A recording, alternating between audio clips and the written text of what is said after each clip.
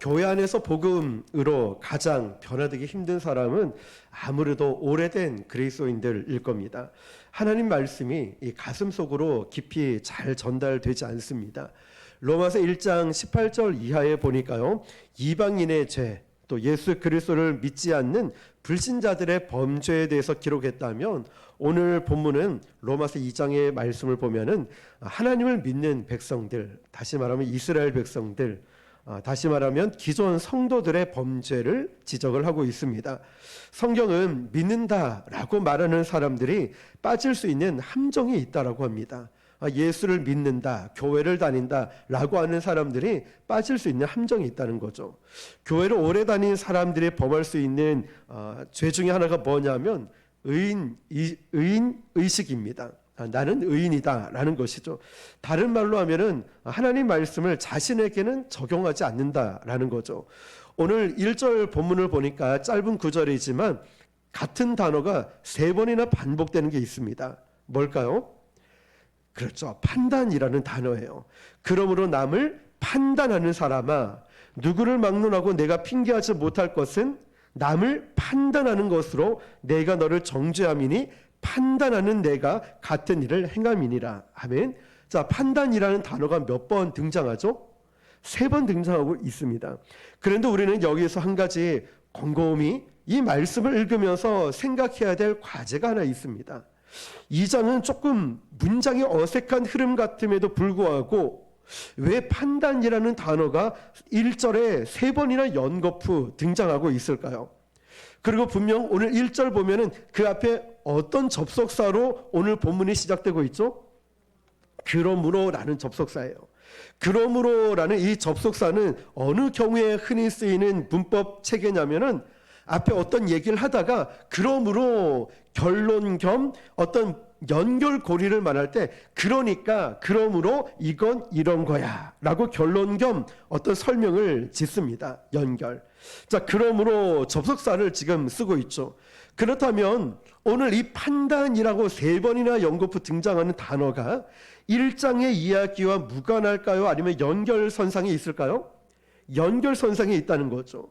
1장의 말씀을 한번 떠올려 보면 지난주 말씀처럼 마지막 부분에 인간이 어느 지경까지 악해질 수 있느냐라고 보니까 헬라 문명 속에 로마 제국 하에 있었던 권력의 그 심층부에 딱 가니까 더러운 죄성들을 우리가 보았습니다.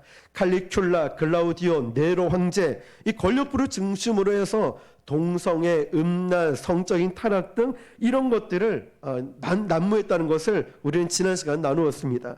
그런데 오늘 뜬금없이 전혀 상관없을 것 같은데 판단하지 마라, 판단하지 마라, 판단하지 마라 3번이나 등장을 하고 있습니다.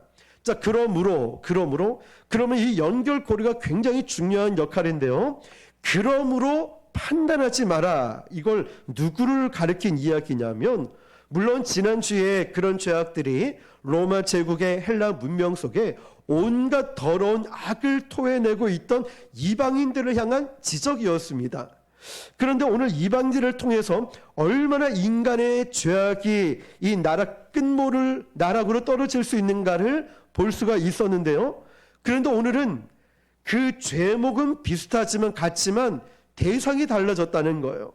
뭔가 그 상황을 판단하는 사람이 있었어요. 누가 그걸 판단했냐면 정통 유대인들이었어요. 로마 제국하에 살고 있던 유대인들은 그런 죄악의 온상을 보면서 판단하고 있었다는 거예요. 뭐라고 하냐면 에이 더러운 것들, 적어도 우리는 하나님의 율법을 가지고 있어서 저런 짓은 안 해. 나는 당신과 같지 않아. 누가 이런 말 했다고요? 정통 유대인들이 그런 말을 했어요. 나는 당신들과 달라 라고 말했죠. 그래서 오늘 2장의 본문을 보면 그 대상은 이방인이 아니라 유대인들이었습니다. 오늘날의 유대인들은 누굴까요? 바로 저와 여러분들, 그리스도인들을 말하고 있습니다. 우리가 먼저 복음을 들었고 하나님 말씀을 들어서 구원 얻은 백성이 되었습니다. 그런데 세상에 일어나고 있는 일들을 맞닥뜨려 보면서 우리는 쉽게 그 현상을 보면서 규정하고 단정하고 정의하고 판단하고 비판을 합니다. 자, 그런 현상들을 보면서 얼마나 우리가 옳다라는 착각 때문에 정의라는 이름으로 나는 당신과 달라라는 이름으로 형제 자매를 판단하고 소리치는 경우들이 있지는 않습니까? 저는 또 그렇죠. 얼마나 그런 실수를 많이 하는지 모릅니다. 한번 우리 자신을 한번 돌아보았으면 좋겠어요. 그래서 오늘 2장은요, 바로 그런 소위 먼저 하나님의 율법을 듣고 하나님 말씀을 알고 택한 백성이라고 자처하고 있는 유대인들을 향한 고발이라는 거예요. 자, 그런데 이 고발이 굉장히 심상치 않습니다. 이렇게 되어 있습니다. 1절을 한 번 더 읽어볼게요. 시작. 그러므로 남을 판단하는 사람아, 누구를 막론하고 내가 핑계하지 못할 것은 남을 판단하는 것으로 내가 너를 정죄함이니 판단하는 내가 같은 일을 행함이니라. 아멘. 자, 그렇다면 이 말은 너하고 이방인하고 다르다는 말입니까? 아니면 똑같다는 말입니까? 똑같아. 쌤 똑같다는 거예요. 그냥 유대인들 향해서 야, 너희도 다를 거 없어. 아니, 유대인들은 간음도 안 했고 동성애도 안 했고 온갖 더럽고 나쁜 짓을 안 했는데 유대인들이 그런 거예요. 아니, 왜 우리가 같습니까? 말하는 거죠. 우리는 적어도 세상 사람들과 다르고 저 이방인들과 다르게 사는데 왜 똑같습니까? 어찌 우리가 똑같습니까? 다를 수밖에 없지라고 말합니다. 그래서 2절을 한번 볼게요. 시작. 이런 일을 행하는 자에게 하나님의 심판이 진리대로 되는 줄 우리가 아노라. 아멘. 이런 일을 행하는 자에게 하나님의 심판이 무엇대로 된다고요? 진리대로 되느니라. 진리대로. 자, 이 말은 사실 하나님의 말씀이라는 진리라고 말하는 이 개념보다 여기에 진리는 다른 데에 초점이 맞춰져 있습니다. 이 언어가 헬라어로 기록되었다는 사실을 우리는 놓쳐서는 안 되겠죠. 진리의 반대말을 우리는 어떻게 생각합니까? 비진리 또는 거짓으로 생각을 합니다. 이게 우리가 생각하는 개념이죠. 그런데 헬라 사람들은요, 이거 헬라어로 기록됐다라고 했죠. 진리의 반대 개념을 비진리, 거짓이라 생각하지 않았어요. 뭐라고 생각했냐면 기억나십니까? 현상으로 봤다는 거예요. 현상. 그러니까 이 나타난 것으로 본 거예요. 왜 사도 바울이 이런 단어를 채택했냐면 마태복음 25장 27절 28절을 보니까 예수님이 이런 말씀하셨어요. 또 간음하지 말라 하였다는 것을 너희가 들었으나 나는 너희에게 이르노니 음욕을 품고 여자를 보는 자마다 마음에 이미 간음하였느니라. 유대인들은 내가 언제 간음했냐? 나는 간음하지 않았다. 현상, 죄의 기준이었습니다. 우리도 그런 제한적인 사고에 갇혀 있을 수가 있어요. 그런데 예수님의 기준은 더 본질적인 기준을 우리에게 말씀하시는 거예요. 아니다. 너희는 그렇게 듣고 그렇게 죄를 규정하고 있는지 몰라도 아니야. 28절에 보니까 나는 너희에게 이르노니 음욕을 품고 여자를 보는 자마다 마음에 이미 간음하였느니라. 아멘. 자, 여기에 비껴설 인생이 누가 있겠습니까? 이 기준에서 비껴갈 인생이 누가 있겠습니까? 자, 그리고 오늘 본문 2장 1절 끝에 보면 판단하는 네가 같은 일을 행함이니라. 야, 지금 너 그 사람 판단하고 있니? 너도 똑같아. 아유, 저 그런 짓 안 했습니다. 그래? 자, 오늘 마태복음 좀 전에 읽었던 5장의 기준을 보면은 마음으로 했니 안 했니? 라고 물어보면 하고도 남았다는 거예요. 마음으로. 그러니까 오늘 사도 바울의 진리대로 심판을 한단 말이에요. 무엇을 보냐면 바로 마음의 동기, 마음의 실체, 그게 무엇이냐가 중요하다는 거예요. 그러니까 우리의 마음 상태, 중심이 어떻냐라는 거죠. 우리는 당신이 그런 짓을 했냐 안 했냐, 여기가 죄의 기준입니다.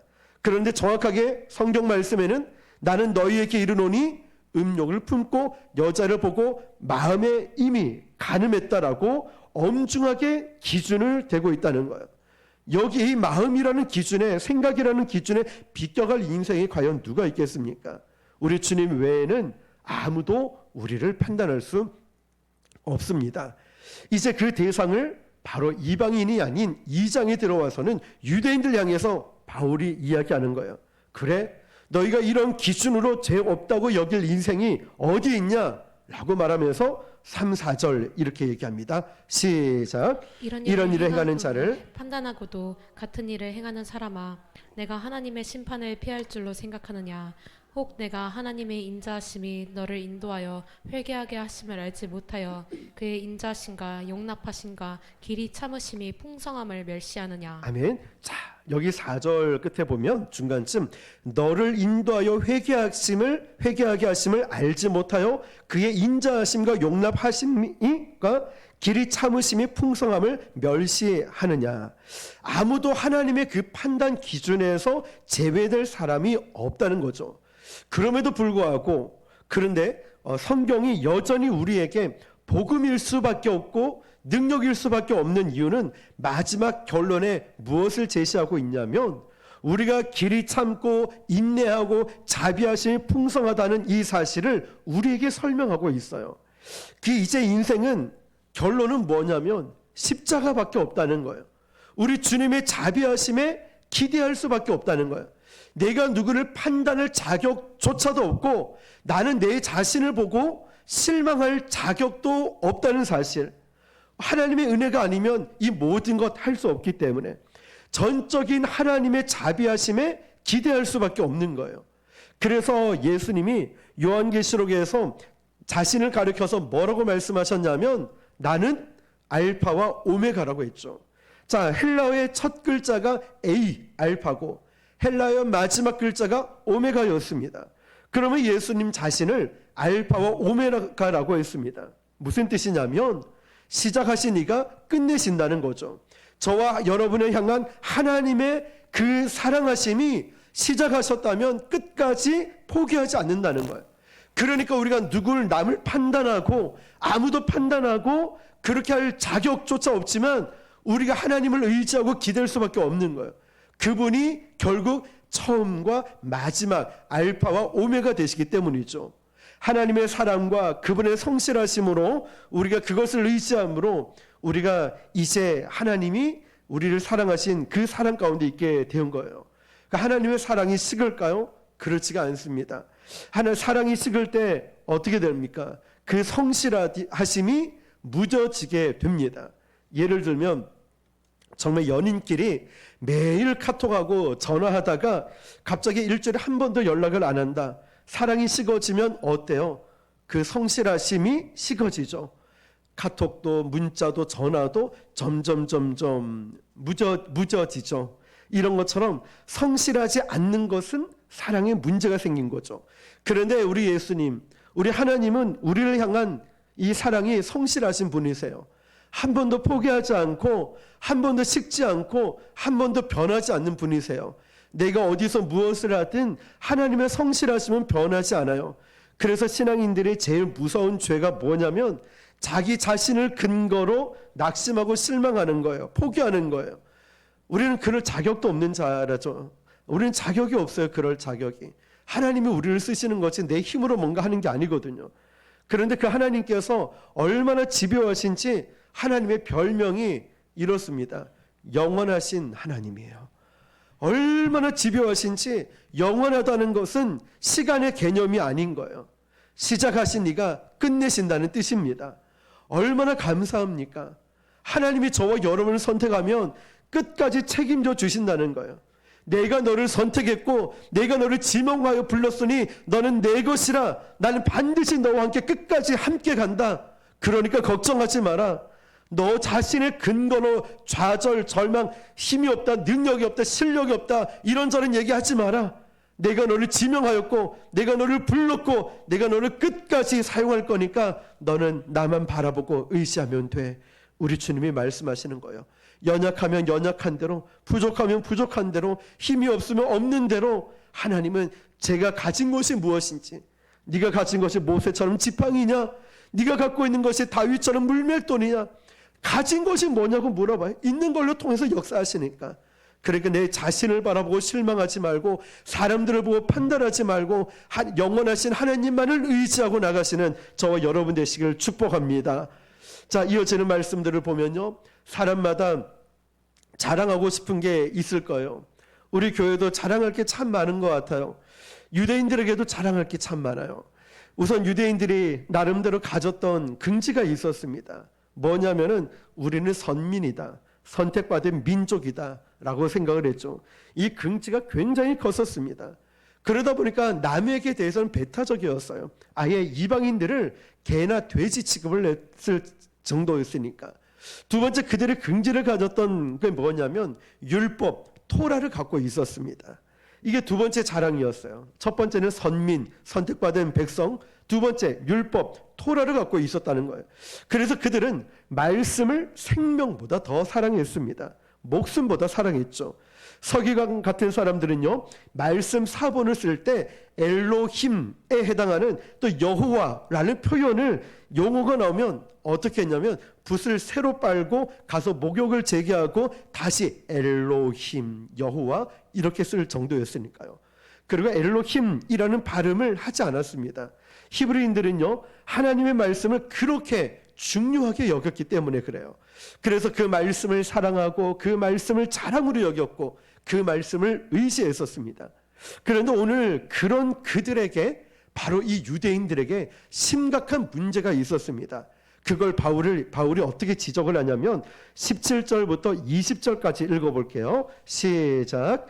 유대인이라 불리는 내가 율법을 의지하며 하나님을 자랑하며 율법의 교훈을 받아 하나님의 뜻을 알고 지극히 선한 것을 분간하며 맹인의 길을 인도하는 자요 어둠에 있는 자의 빛이요 율법에 있는 지식과 진리의 모본을 가진 자로서 어리석은 자의 교사요 어린아이의 선생이라고 스스로 믿으니. 아멘. 자, 보세요.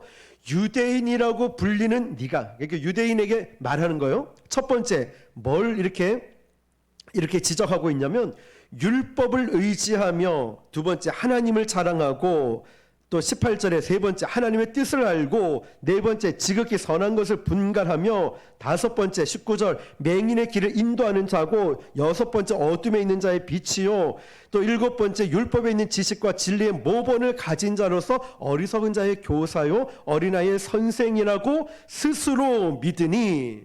자, 유대인이라고 말하는 이들이 그렇게 자기 자신에 대해서 이렇게 말을 하는데 19절 20절에 보면 맹인의 길을 인도하는 자요, 자기들이 눈먼 자들을 말씀을 가지고 인도하는 자라고 했고, 어둠에 있는 자의 빛이다 라고 이야기를 하고, 율법에 있는 지식과 진리의 모본을 가진 자다라고 합니다.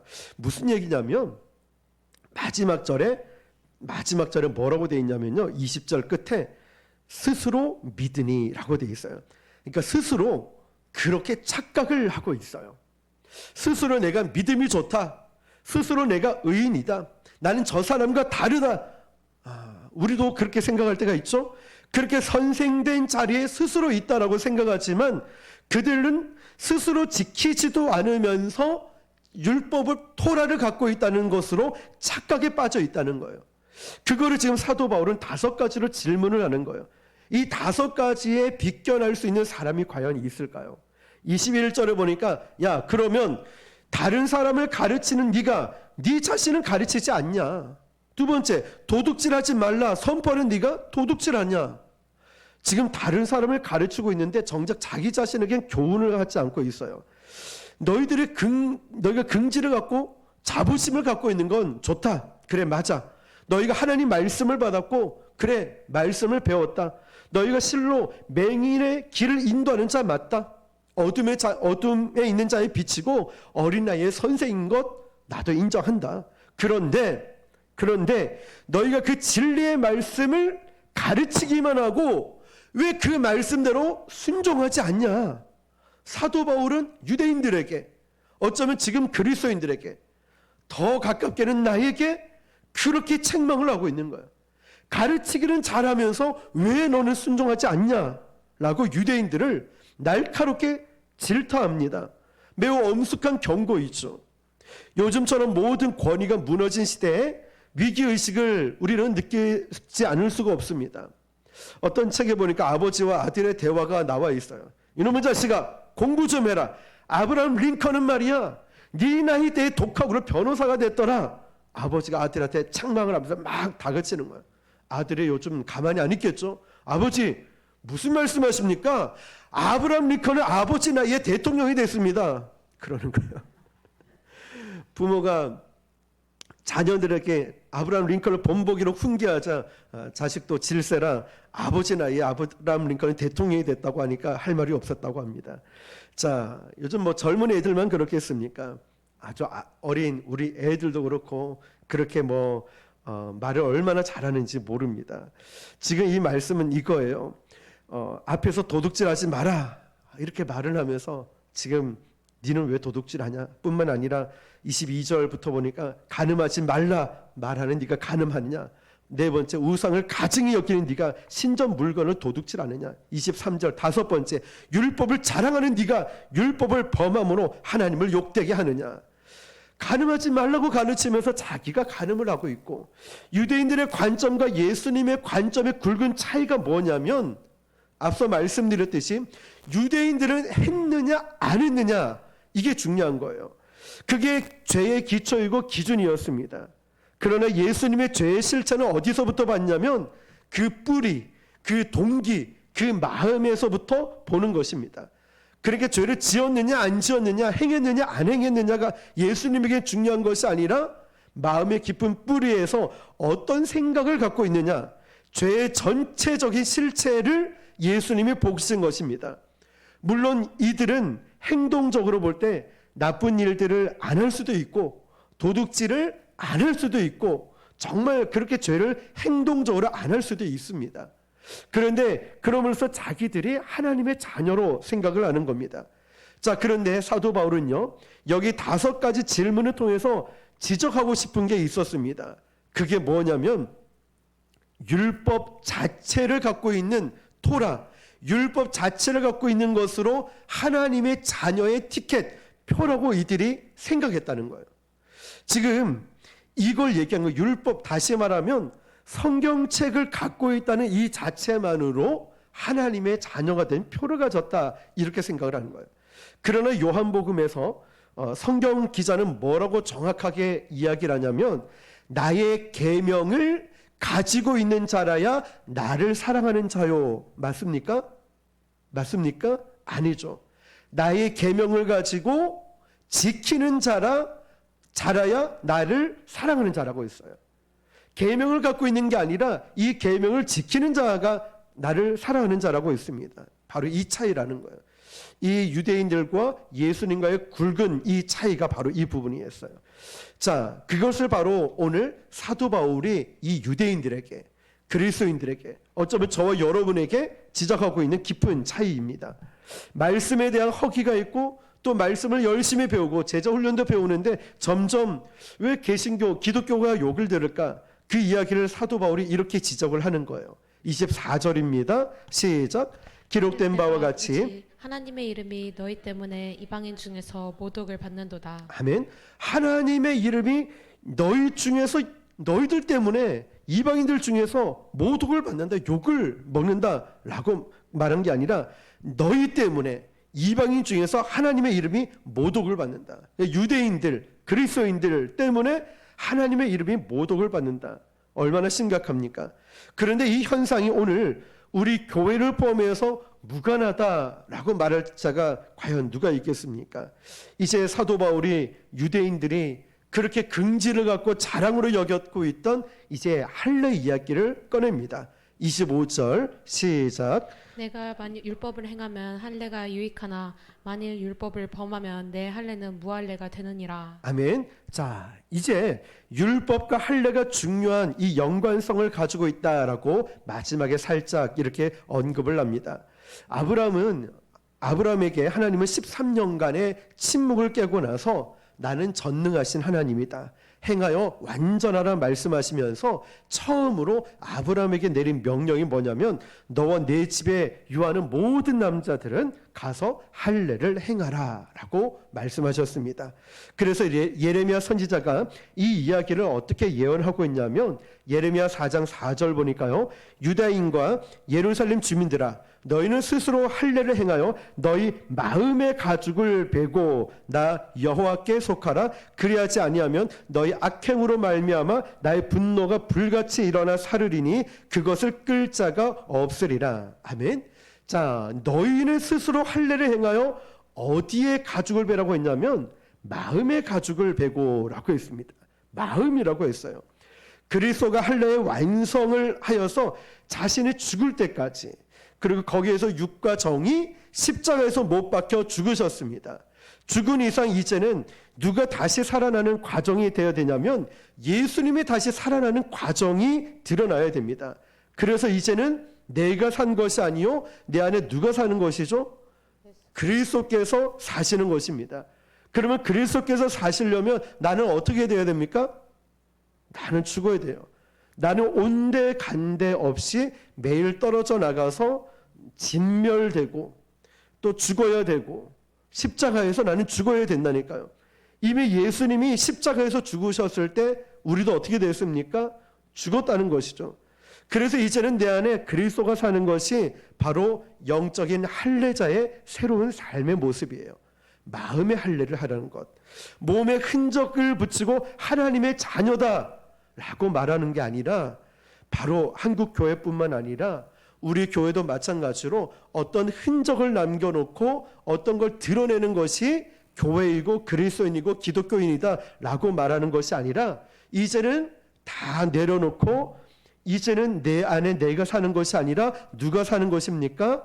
그리스도께서 사시는 것이에요. 우리 교회 안에도 우리의 이름과 우리의 자랑과 우리의 어떤 판단하는 이런 것들이 다 죽고, 우리 교회에 누가 사시는 것이죠? 그리스도께서 사시는 거예요. 이 나라 민족에도 한국 교회에도 이 땅의 이름들은 다 죽고 누가 사셔야 되냐면 그리스도께서 사시는 것입니다. 자, 그러면 그분이 다시 살아나려면 나는 이미 십자가에 제물된 모습을 잃어버리면 안 됩니다. 나는 십자가에서 죽었다. 나는 십자가에서 죽었다. 나의 감정, 나의 혈기, 나의 고집, 아집, 인간의 생각들, 세속적인 것들, 세상을 사랑했던 것들을 십자가에서 계속 죽어야 된다는 거죠.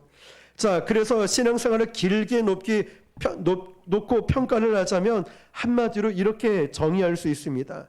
자기 힘을 빼는 작업이다.